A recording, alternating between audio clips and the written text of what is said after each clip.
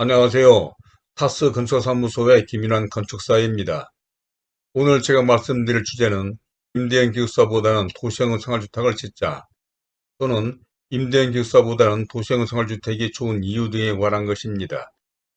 그동안 건축시장이 대단히 위축된 가운데 새 정부 들어서면서부터 각종 경제지표가 나아지는 탓인지 최근에는 여러 사람들이 임대형 기숙사나 도시형 상가주택 등 수익형 건축에 대해서 상담하는 사례가 조금씩 늘어나고 있는 것 같습니다. 그래서 오늘은 이러한 상담과 설계를 하다 보니 이러한 수익형 건물 중 임대형 기숙사보다는 도시형 생활주택이 더 좋지 않나라는 생각이 들어서 이에 대해서 아래와 같이 설명을 드리고자 합니다.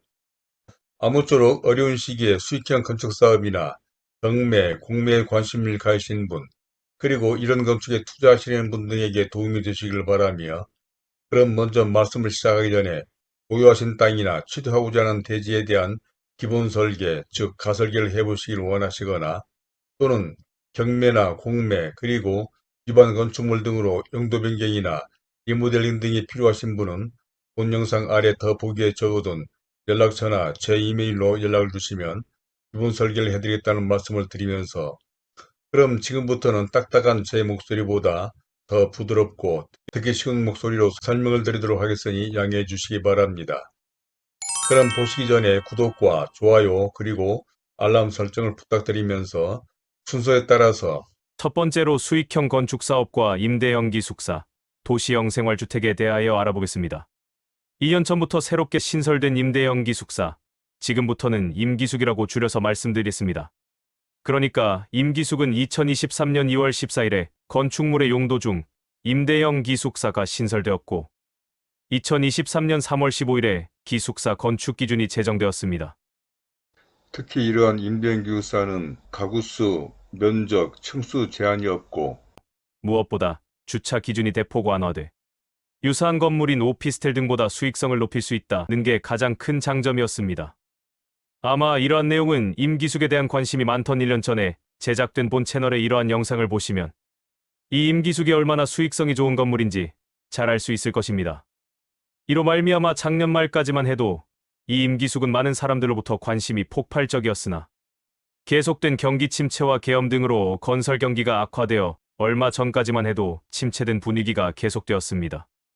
그런데 새 정부 들어서면서부터 수익형 건축을 해보려는 사람들이 조금씩 움직이면서 임기숙에 대한 상담이 늘어나고 있는데 실제 이러한 상담과 설계 작업을 해보다 보니 임기숙보다는 도시형 생활주택, 지금부터는 도생이라고 줄여서 말씀드리겠습니다.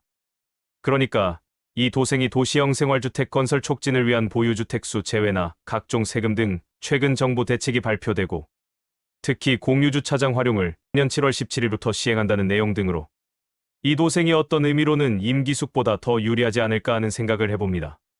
그래서 지금부터 이 임기숙과 도생의 기본적인 차이점을 바탕으로 각각의 장단점을 자세히 분석해 보겠습니다. 먼저 임대형 기숙사의 장점과 단점에 대하여 알아보겠는데 첫 번째로 임기숙의 장점을 살펴보면 주차장 설치 기준이 오피스텔 등 다른 유사한 건물보다 현격이 낮습니다.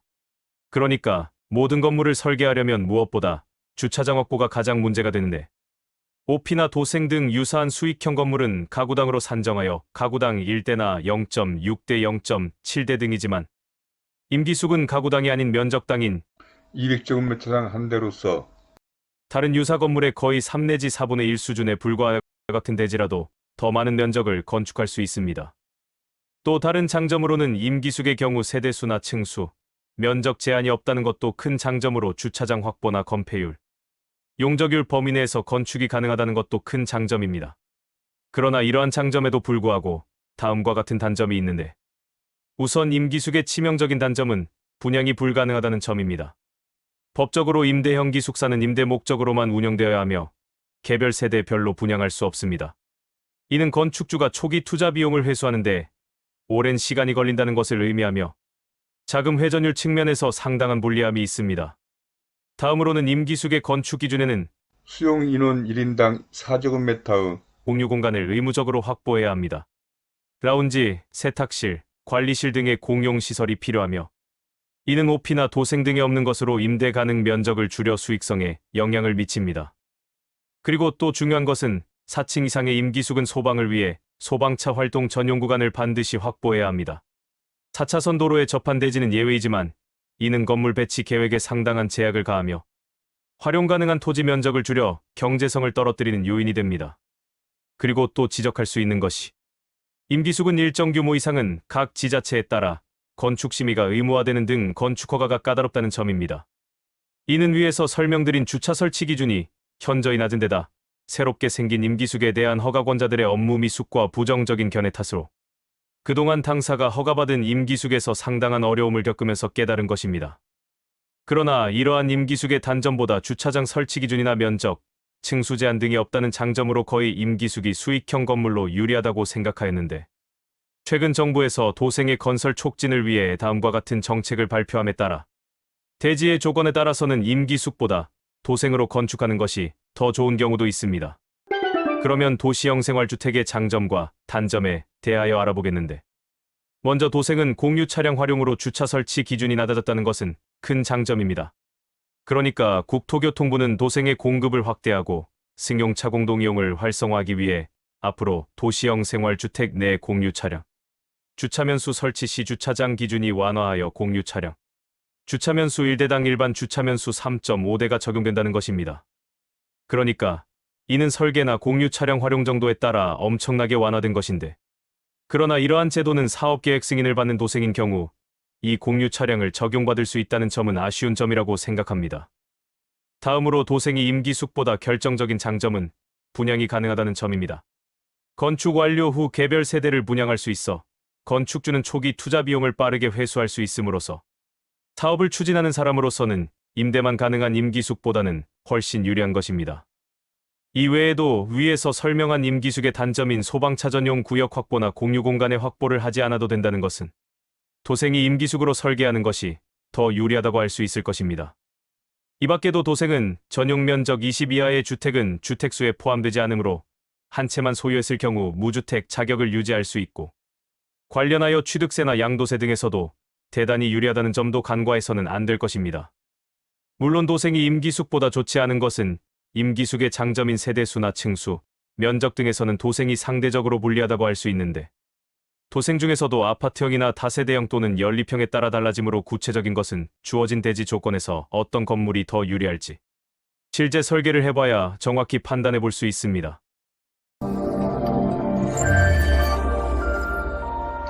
자, 이제까지 임대형 기숙사보다는 도시형 생활주택이 좋은 이유 등에 대해서 첫 번째로 수익형 건축사업과 임대형 기숙사, 도시형 생활주택에 대해서 알아봤고, 다음 두 번째로는 임대형 기숙사의 장점과 단점에 대해서, 또 세 번째로 도시형 생활주택의 장점과 단점에 대하여까지 설명을 드려봤습니다. 역시 수익형 건축은 단연 경제성이나 수익성 그리고 임대나 분양성이 가장 중요한 요건이 될 것입니다. 그러니까 당연히 사업성이 좋아야 이러한 사업을 추진할 수가 있는데 이러한 측면에서 과연 어떤 건축이 사업성에서 유리할지는 대단히 중요한 것입니다. 그런데 이러한 것은 과연 어떤 용도의 건축물로 어떻게 설계를 하느냐가 관건으로 지금까지는 수익형 건축하면 단연 임대형 기숙사가 다른 어느 유사한 건물보다도 유리하다고 생각했던 것이 사실이었습니다. 그런데 위에서 설명한 도시형 주택의 여러 장점들과 특히 최근 주차나 주택수, 세제 등 정부에서 발표한 각종 대책 등을 고려하면 말씀드린 대로 임대형 기숙사보다는 차라리 도시형 생활주택으로 설계하는 것이 보다 더 좋지 않을까 생각이 든다는 것입니다. 물론 이러한 모든 것은 사업 목적과 특히 대지 조건이나 상황 등을 잘 분석하고 설계를 해보면서 판단할 일이기는 할 것입니다. 그래서 오늘은 최근 여러분들과 이러한 임대형 기숙사와 도시형 생활주택에 대한 설계 상담을 해보면서 느낀 점을 말씀을 드려봤는데 혹시 오늘 설명에 대한 의견이나 경험담 등이 있으시면 선플로 남겨주시기 바랍니다. 그러면 이에 대해서도 성실히 설명해 드리도록 하겠고 또 위에서 말씀드린 바와 같이 혹시 보유하신 땅에 대한 기본 설계, 즉 가설계를 해보시기를 원하시거나 또는 기존 건축물이나 경매 등을 위해 용도 변경을 하거나 리모델링 등이 필요하신 분, 그리고 일반 건축물과 수익형 건물 등의 용도 변경이나 리모델링 등이 필요해서 아래 더보기에 적어둔 연락처나 이메일로 연락을 주시면 이에 따른 기본 설계를 해드리겠다는 말씀을 드리면서 구독과 좋아요 그리고 알람 설정을 부탁드리며 오늘은 이만 줄이도록 하겠습니다. 감사합니다.